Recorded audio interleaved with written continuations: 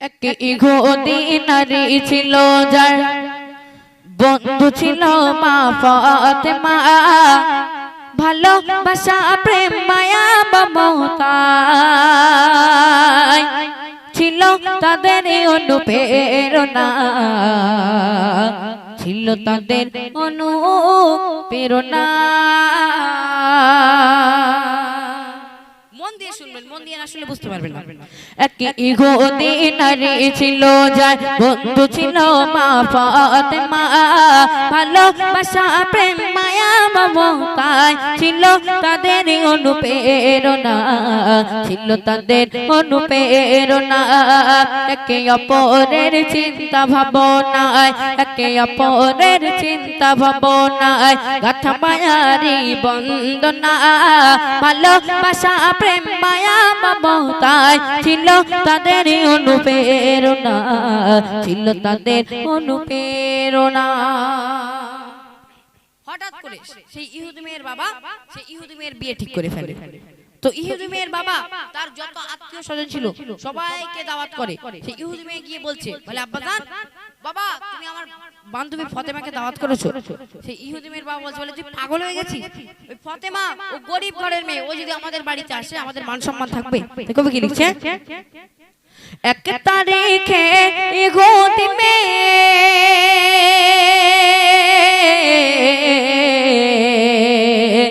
এক তারিখে ইহুদি মেয়ের বিয়ে হবে দিন ঠিক হলো। মেয়ের পিতা একে একে সব প্রিয়জনেদের দাওয়াত দিল, প্রিয়জনেদের দাওয়াত দিল। মেয়ে বলে দাওয়াত দিয়ে এসো, মেয়ে বলে দাওয়াত দিয়ে এসো আমার বান্ধবী ফতেমা, নাইলে সে আমার বাড়ি এই বিয়ে আমি করব না, এই বিয়ে আমি করব না। ইহুদি মেয়ে বলছে, আমার বান্ধবী ফতেমা যদি আমার বিয়েতে না আসে আমি এই বিয়ে করব না। তখন তার বাবা বলছে, সেই ফতেমা কত গরিব, তোমার বিয়েতে আমাদের বাড়ি কত রাজারা কত ধনী ধনী লোকেরা আসবে, সেখানে গরিব ফতেমা যদি আমাদের বাড়িতে আসে আমাদের মান সম্মান থাকবে? সেই ইহুদি মেয়ের বাবা কি বলছে কবি ছন্দের মাধ্যমে লেখে, আসবে বড় বড় রাজা ও বাদশা,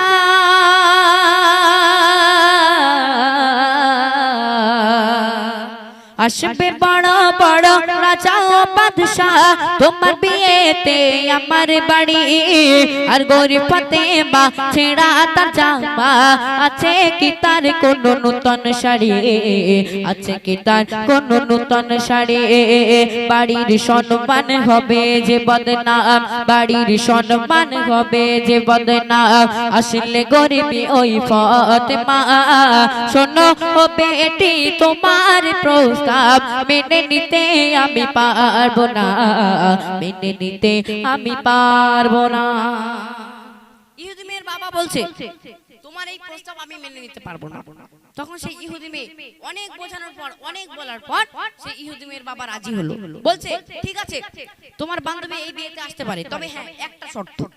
ইহুদি মেয়ে বলছে, কি শর্ত? বলছে, তোমার বান্ধবী ফতেমা যদি এই বিয়েতে আসে তাহলে তাকে নূতন জামা নূতন শাড়ি পরে আসতে হবে। কিন্তু মা ফতেমা তো গরিব মানুষ, মা ফতেমার কোনো নূতন মানে নূতন শাড়ি নূতন জামা কাপড় নেই, মা ফতেমার নূতন জামা কাপড় কোথায় পাবে? সেই মতো এই কথাবার্তা সেই ইহুদি মেয়ে একটা চিঠির মধ্যে সমস্ত কথাবার্তা লিখে দিল। সেই চিঠিটা মা ফতেমার কাছে পৌঁছে গেল। মা ফতেমা চিঠি পড়ে দেখছে যে কি কি লেখা আছে, সব পড়ে নিল, দেখে লিখে দিল মা ফতেমা, ইনশাআল্লাহ আগামী কাল আমি তোমার বিয়েতে যাব। কিন্তু মা ফাতেমা কি পড়ে যাবে? মা ফাতেমা তো কোনো নতুন পোশাক নেই। তখন মা ফাতেমা দুই রাকাত নফল নামাজ পড়ে আল্লাহর দরবারে দু হাত তুলে হাও হাও করে কাঁদে, আল্লাহ আমি তো বলে দিলাম আমি কাল বিয়েতে যাব, কিন্তু আমি কাল কি পড়ে যাব? তখন মা ফাতেমা যখন আল্লাহর দরবারে এই দোয়া করছে তখন আল্লাহর আরশে পৌঁছে গেল। তখন আল্লাহ পাকের কি দয়া কবি ছন্দের মাধ্যমে লেখে, অনেকে বলার পর পিতাকে রাজি,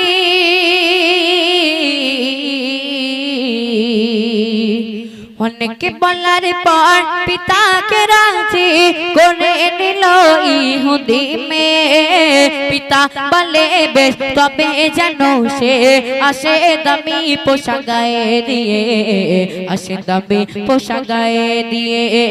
গরিবি বলে আজ মা ফাতেমা হয় গো কত লাঞ্ছনা, সকল নারীদের হবে যে সারদায় তাকে তো তোমরা চিনলে না, তাকে তো তোমরা চিনলে না।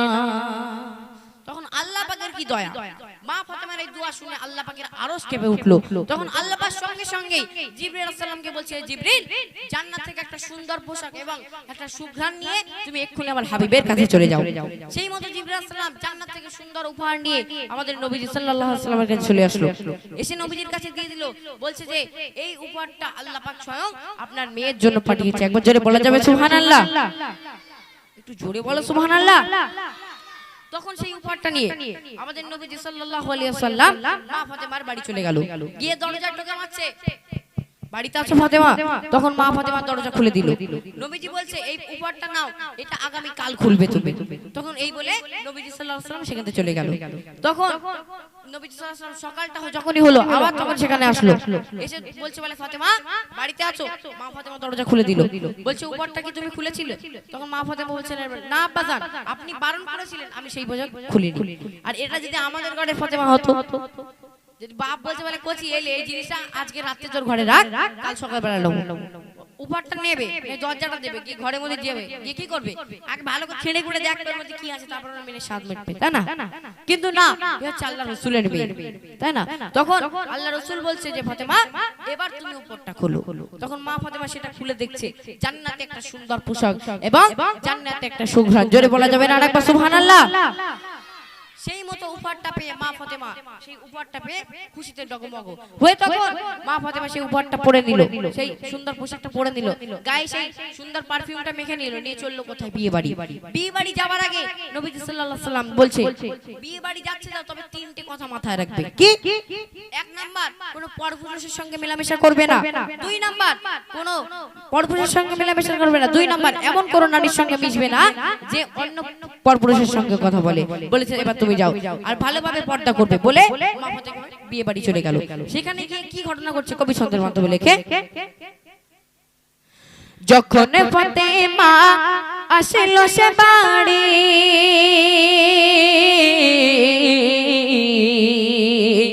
যখন ফাতেমা আসলো সে বাড়ি, চমকে ওঠে যত রাজা বাদশা, কি অপরূপ পোশাকে ফাতেমার, হারিয়ে গেল সব মুখের ভাষা, হারিয়ে গেল সব মুখের ভাষা। মা ফাতেমা সকলে সেই উপহারটা নিয়ে সেই পোশাকটা পরে বিয়ে বাড়িতে গেল। যত রাজা বাদশা ধনী ধনী লোকেরা সব অবাক হয়ে গেল। মক্কা শহরের সবথেকে গরিব লোকের মেয়ে ফাতেমা, যার একটা মাত্র বোরকা ছাড়া আর কিছুই নেই, সে এত সুন্দর পোশাক কোথায় পেল? সকলে অবাক হয়ে গেল। কবি আবার লিখছে, যখন ফাতেমা আসলো সে বাড়ি, চমকে ওঠে যত রাজা বাদশা, কি অপরূপ পোশাকে ফাতেমার, হারিয়ে গেল সব মুখের ভাষা, হারিয়ে গেল সব মুখের ভাষা। সুবাসে ভরপুর দুর্বোধ, সুবাসে ভরপুর দুর্বোধ, মিষ্টির গন্ধে দিবানা, কোথায় রাজা কোথায় বাদশা, করে ফাতেমা মাকে पैमाना, और ফাতেমা কে पैमाना। তখনই মা ফাতেমাকে বিয়ে বাড়ি ঢুকতে দেখে ইহুদিদের বিয়ে, বড় লোকদের বিয়ে, এরকম একটা ছোট মতো স্টেজ করা আছে, সেই ইহুদি মেয়েটাও এই স্টেজের উপরে বসেছিল। তখন মা ফাতেমাকে আসতে দেখে সেই ইহুদি মেয়ে হঠাৎ করে নিচে নেমে গিয়ে মা ফাতেমার হাত ধরে নিয়ে সেই স্টেজে এসে বসালো। বসানোর পর মা ফাতেমার গায়ে হেলান দিয়ে আরেকটি মহিলা বসেছিল। কিছুক্ষণ পর দেখা যাচ্ছে যে সেই মহিলার শরীর থেকে এত সুগন্ধ বার হচ্ছে, পুরো বিয়ে বাড়ি মাশগুল হয়ে গেল। একবার জোরে বলা যাবে সুবহানাল্লাহ? তখন একটা নারী ভয়ে ভয়ে মা ফাতেমার কাছে গিয়েছে, গিয়ে বলছে বলে বুবু তোমাকে একটা কথা বলবো। মা ফাতেমা বলছে বলে হ্যাঁ কি বলবি বলো। তখন মা মানে সেই নারীটা জিজ্ঞাসা করছে যে বাবু তুমি এত সুন্দর পোশাক এত সুন্দর সুগন্ধি তুমি কোথা থেকে কিনেছো? কেউ বলছে বলে আমার স্বামী রাজা, কেউ বলছে বলে আমার স্বামী বাদশা। তুমি শুধু একবার বলো এই দোকানের নামটা শুধু একবার বলো, এই দোকানের ঠিকানাটা শুধু একবার আমাকে দাও, আমি আজকে বিয়ে বাড়ি থেকে বাড়ি গিয়ে এই উপহারটা এই পোশাকটা আমি নিয়ে আসবো। তখন মা ফাতেমা মনে মনে ভাবছে এদেরকে মুসলমান করার একটা সুযোগ পেয়েছি। তখন মা ফাতেমা কি বলছে কবি ছন্দের মাধ্যমে লিখে, দোকানের মালিক আল্লাহ তাআলা,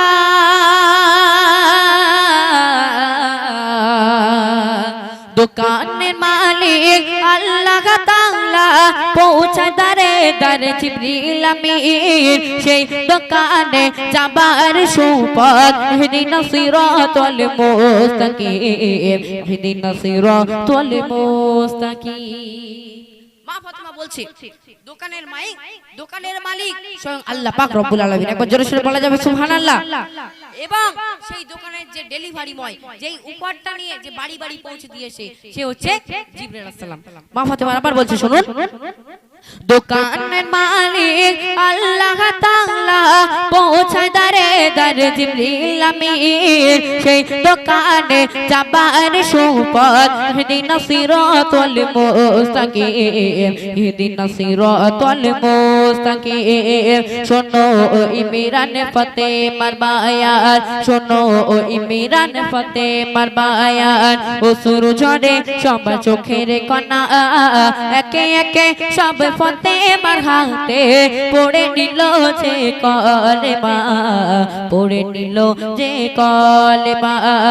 একে ইহুদি নারী ছিল যার বন্ধু ছিল মা ফাতেমা, ভালোবাসা প্রেম মায়া মমতায় ছিল তাদের অনুপ্রেরণা, ছিল তাদের অনুপ্রেরণা, ছিল তাদের অনুপ্রেরণা, ছিল তাদের